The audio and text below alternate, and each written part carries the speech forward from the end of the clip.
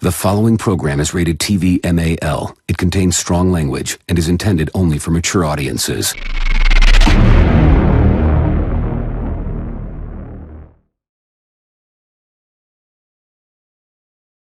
This is the shit that people don't glorify and people don't talk about. But this is what happens when you're talking about bullets. Yeah. Nah, you know, I know the ins and the outs. I know the goods and the bads with this shit, you know.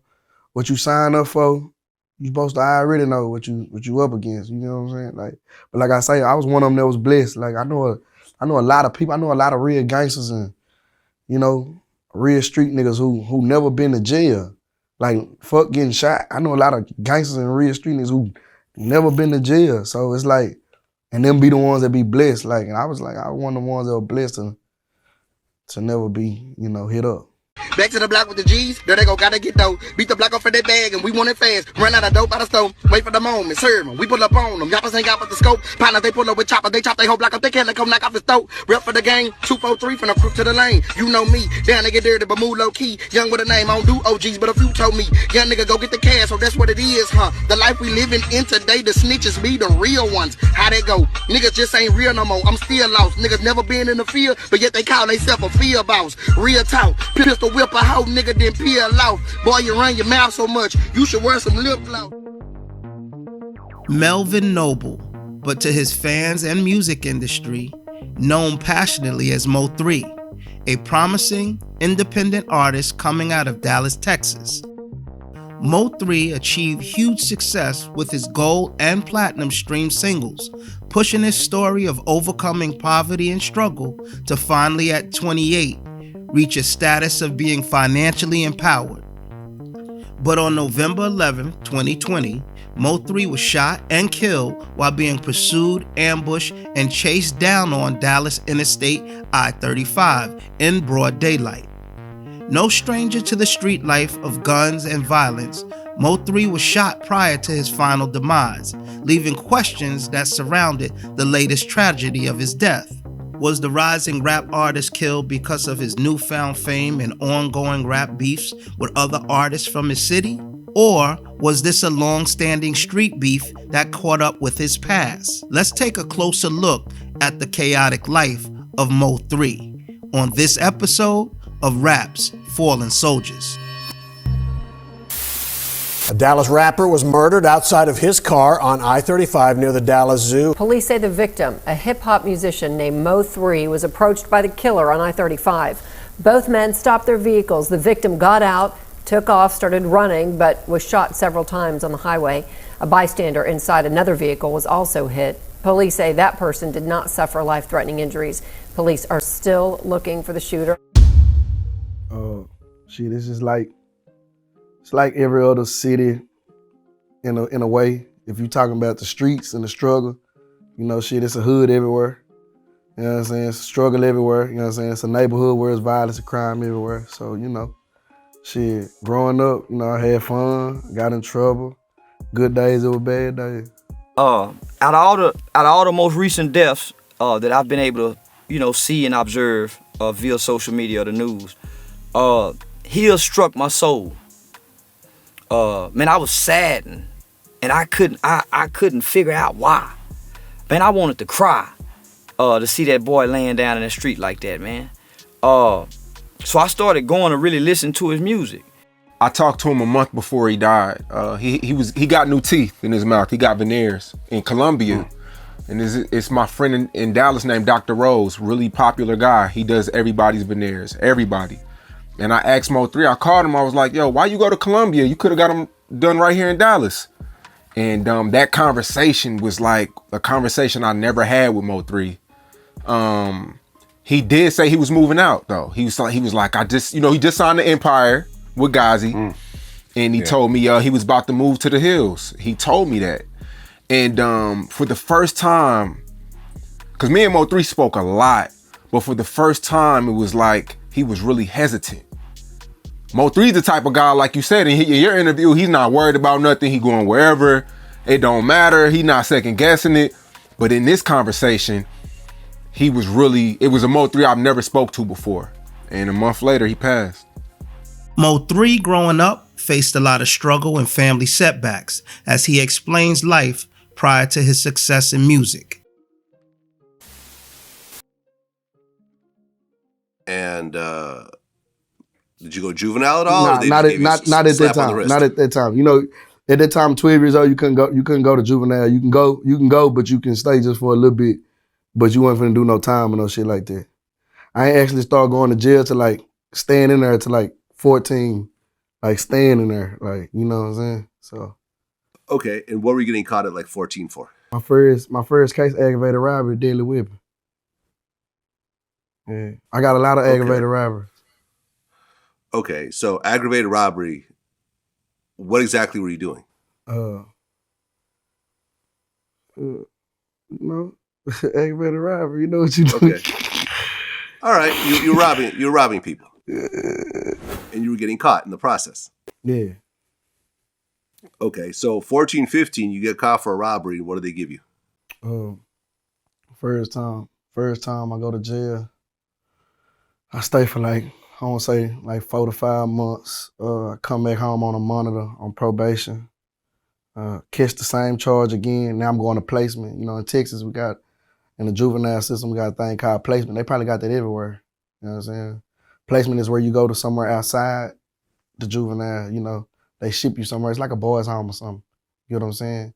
So after that, it still continued. I ended up in Madlock, TYC. I went to CCD. I went to Sequoia. I went to Service. I've been to a lot of this shit. Everything, every correctional facility Dallas had for juvenile at the time, like, my mama had to come to that shit, and I went to all this shit. Like. Okay, so you kept going through these robberies and these, you know, and this jail time. And then at 17, it got more serious. Yeah, I caught 4 of them at 17. 4 aggravated robbery with a deadly weapon. I went to TDC. First adult charge. The only reason they did me like that is because the juvenile charge showed the same pattern. You know what I'm saying? So. Okay, what was it about robbing people that really was so appealing to you at that point? No. You ain't got it. You know what I'm saying? You got to find a way to get it, right? Right, but you're getting caught in the process. You see what I'm saying? Like you're doing it and you're making the quick money, but you're also going to jail. You got some good days. You got some bad days, man. I had some bad days. So many people loved him, bro. Like, loved his music, bro. He talented, bro. Like, so many people loved him and loved his music, bro. Yeah. Just gone too soon, bro. Gone too soon. We all gotta go, though. You know, that's why you gotta try to have peace while you here, bro. True. Hey, bro. Ain't none of us gonna, bro.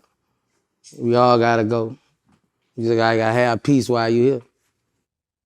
Yeah, and you know, when you look up Boosie Badass on Spotify and you look at your biggest songs, to this day, your biggest song is still "Mop With It," featuring Mo3. Yeah, we got a classic album, bro. I just did another one he just sent called Way in That Water. Thinking about putting together another album, me and Mo3. It's just I kind of get sad when I listen to his music, you know? Yeah. I be in better spirits when I don't listen to his music.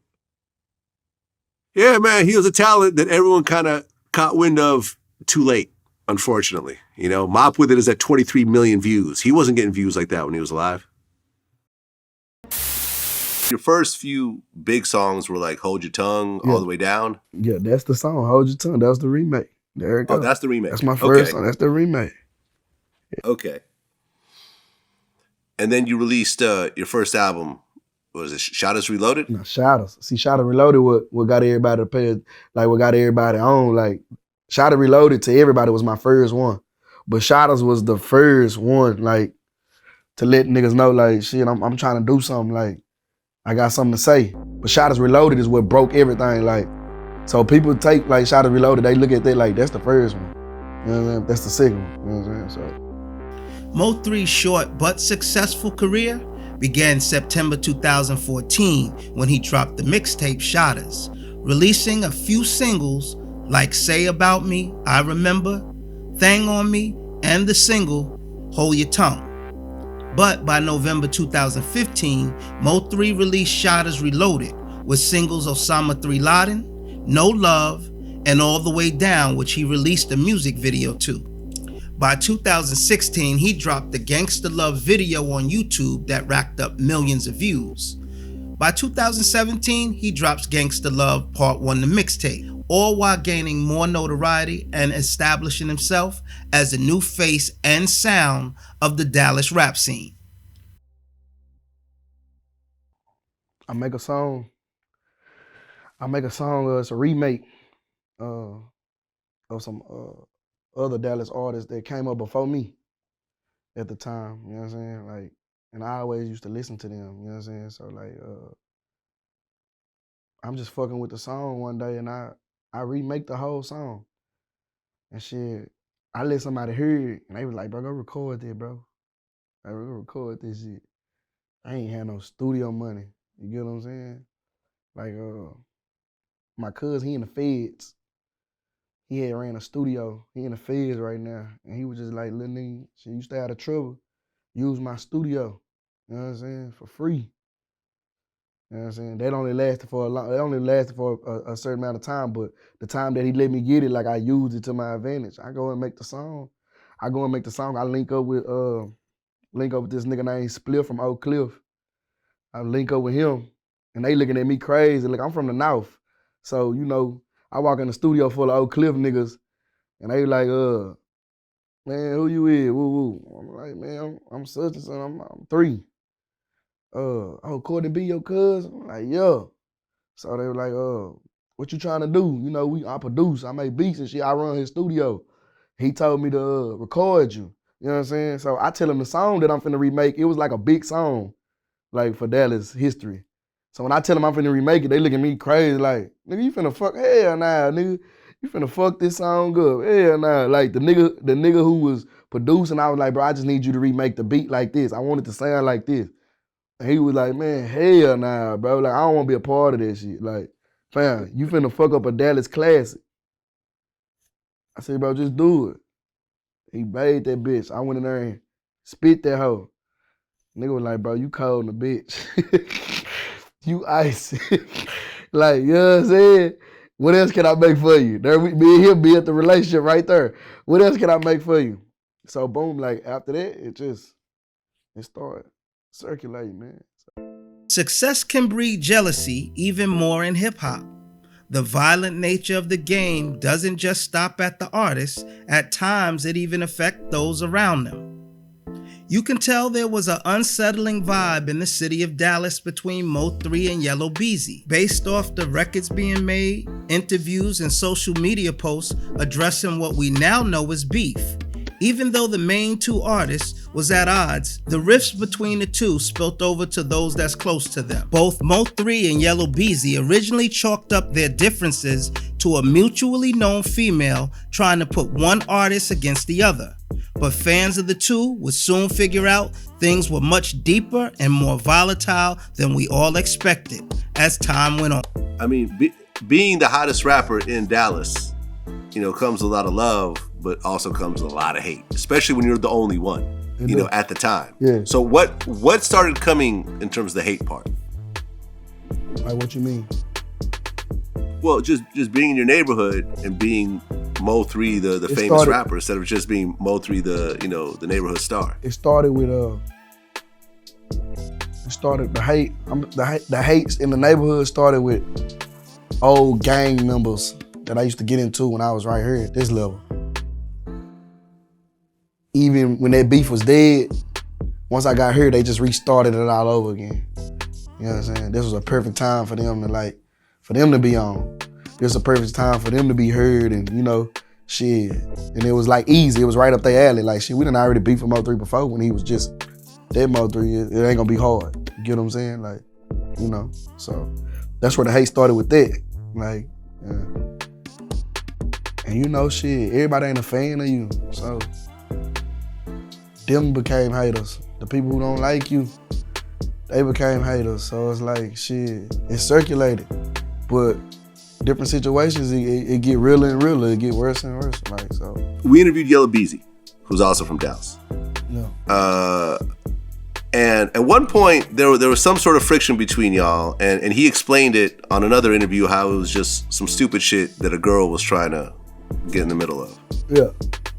Yeah. So it really wasn't any kind of real beef. It seemed like the internet was trying to turn into something that it's not. Yeah, it wasn't nothing. It wasn't no. Nah. His partner that got killed, I was following him first. That's how I actually found Mo3. Like, I used to follow the comedian dude on Instagram. Well, he got killed. Yeah, Roy Lee. I used to follow him. I heard that got something to do with that whole... Yeah, that whole shit. The whole bigger situation. Not to say that it does, because motherfuckers, I don't want people to take this footage.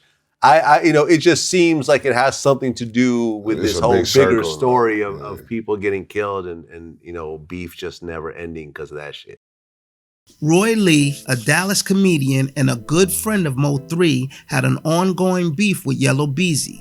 The issue between them started from an interview Roy Lee did stating Yellow Beezy wasn't from Oak Cliff, a revered part of Dallas known for its violence. Roy Lee would go on to do several other interviews stating the same claims and only intensifying the issue between him and Yellow Beezy.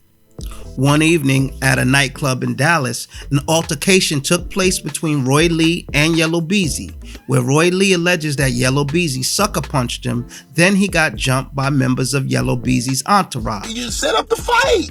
I've been trying to call all the big dope dealers in the city, all the ballers in the city, set up the fight. Well, what's wrong with me setting up a fight and I'm the one that got hit?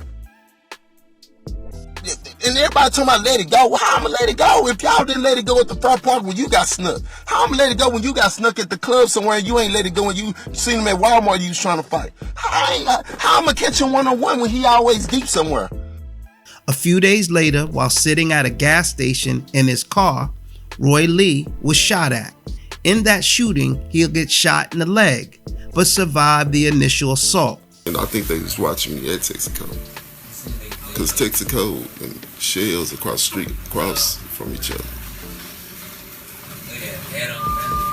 I had a hoodie on. Because when I looked up. A few weeks later, Roy Lee would succumb to the complications from the shooting and die. A few days after his death, Yellow Beezy was targeted on a tollway where his vehicle was shot up over 24 times.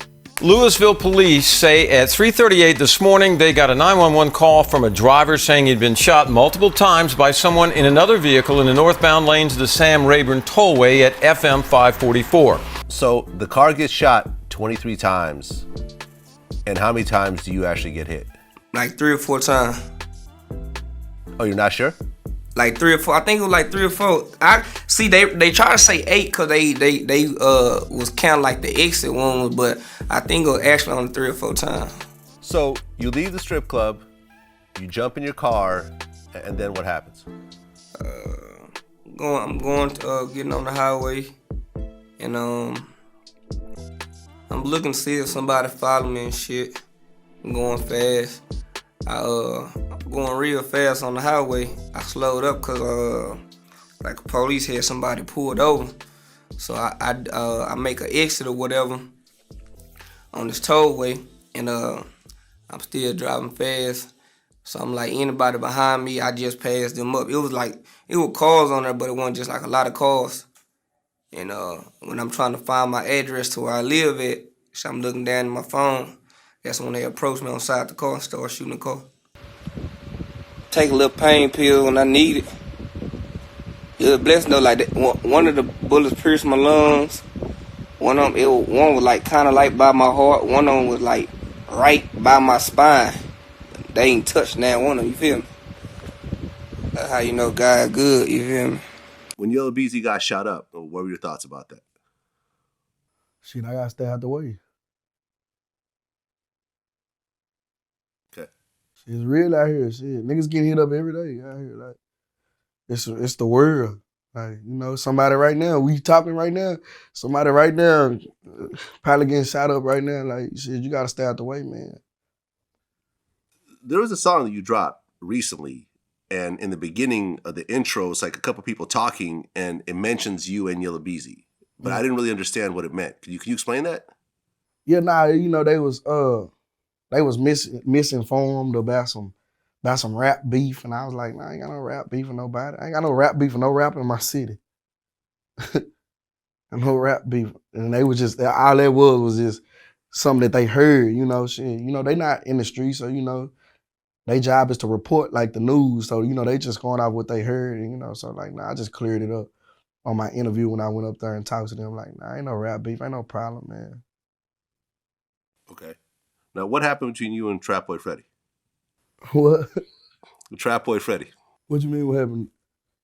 I mean, there was a story that y'all had some sort of situation, and there was supposed to be some surveillance footage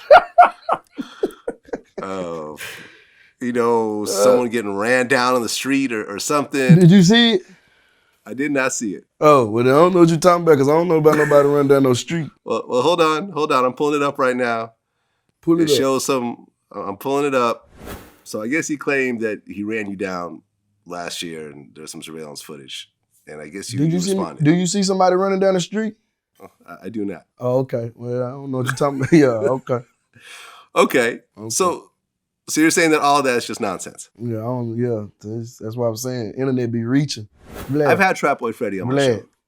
Shout out to all the rappers in my city. We is doing our thing. You get what I'm saying?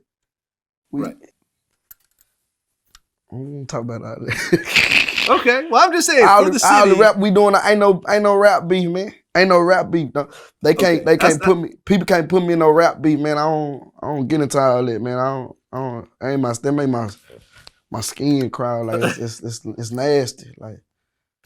Well, I asked about the shooting, and he said there's no beef, but you know, he said you just gotta stay out the way. It's real out here, and it's real out here. Shit, niggas getting hit up every day out here. Like.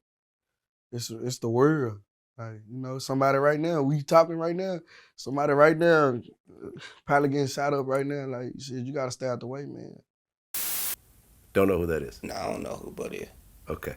Yeah. Where you from? I think he's from the same place you're from. Same area. Dallas? Yeah. I don't know him.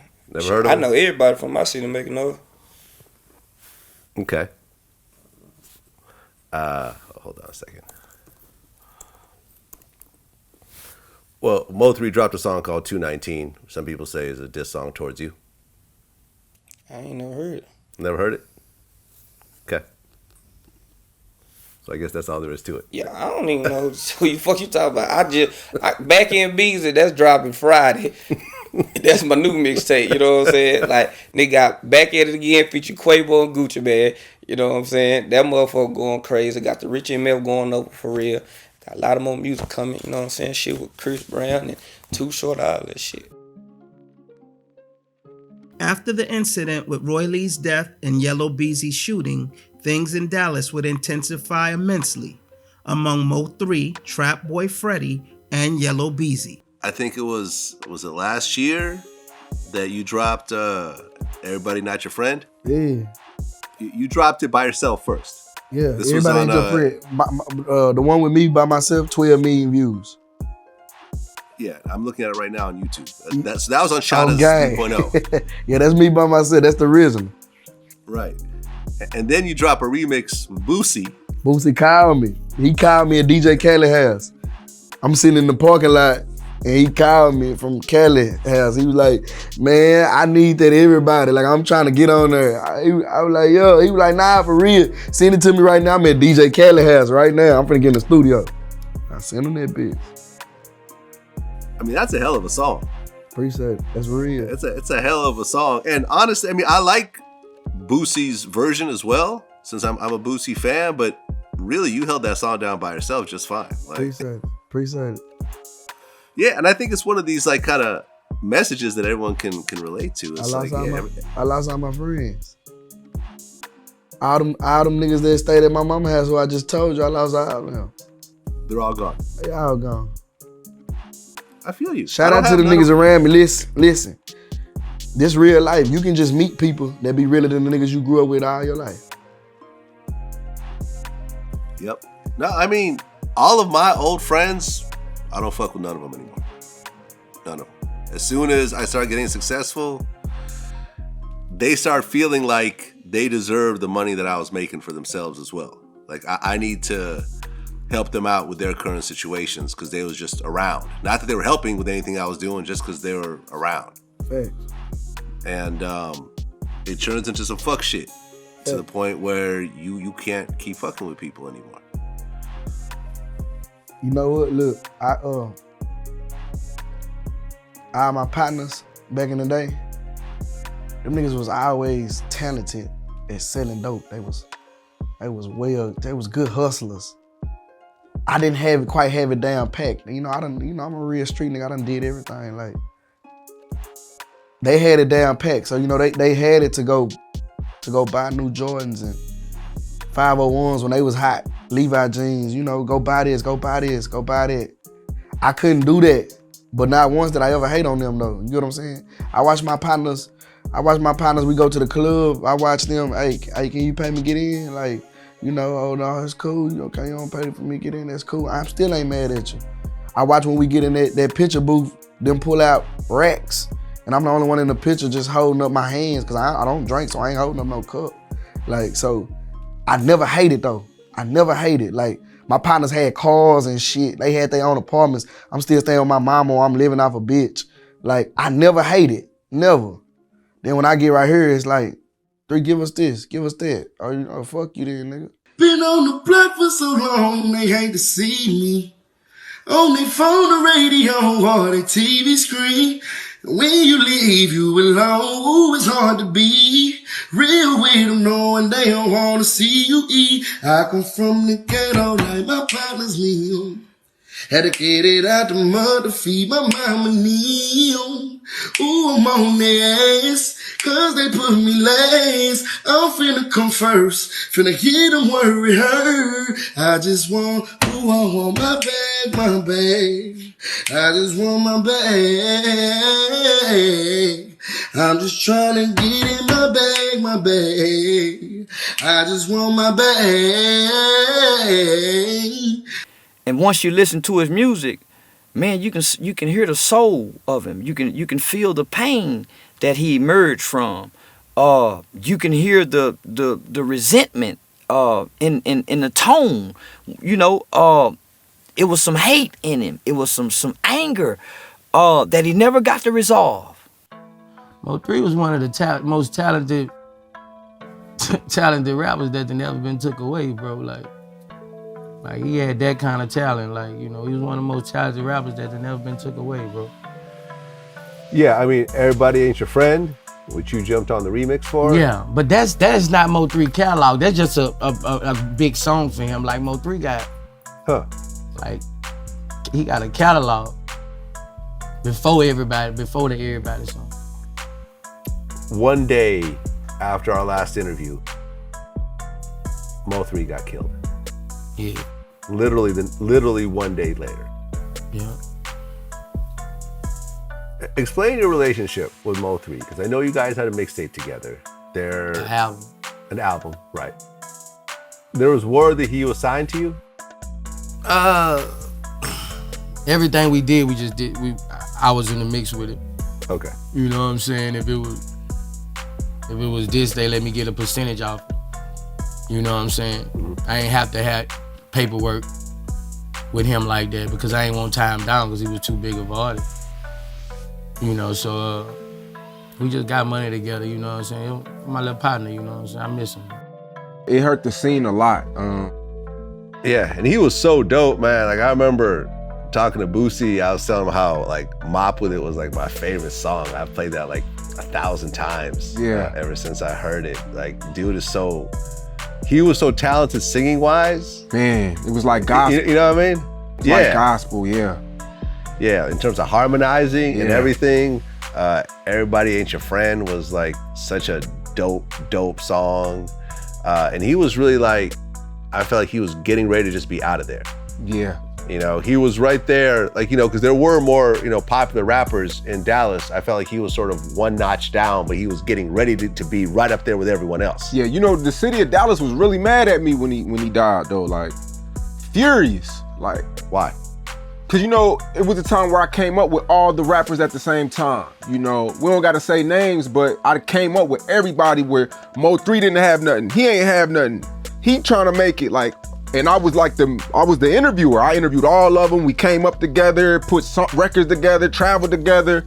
And you know, a lot of people felt as though I let it on. It was times, but literal people know I got on the phone with multiple guys like, yo, is there a way we can sit down? Could we do this? Could we do that? One day, this guy wouldn't want to squash it. The next day, or he'll be willing to squash it, but he won't. Then the next day, they were never on the same page. And I tried for months to hash it out and to get them to squash it. But it just didn't happen. It was too late. The reports read like some hitman shit. Yeah. You know what I'm saying? Like he said, they said he noticed they was following him. He stopped at a gas station, they still following him. He jumped on the freeway, he dipping and diving. He must know what's up or knows who it is. He dipping and diving, he knew they ain't playing. And crashes, and then starts running. But then when I thought about a nigga chasing you down, chasing you down to kill you, and you running. Man, you got a conversation with God while you running.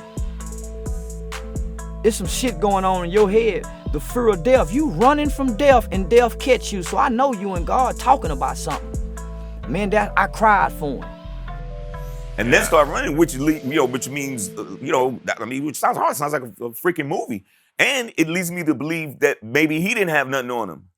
Well, there's that. And then, you talk about people's street code where, me personally, if a car was chasing me, I would call 911. Right? I'd say, hey, I'm so-and-so, here's where I am. I'm being chased by a car. It looks like they're trying to do me harm. Please send someone. Yeah. Right? That's what I would do. Yeah, that's a smart thing to do. You can call me a pussy all you want, motherfucker. All you Stop want. it.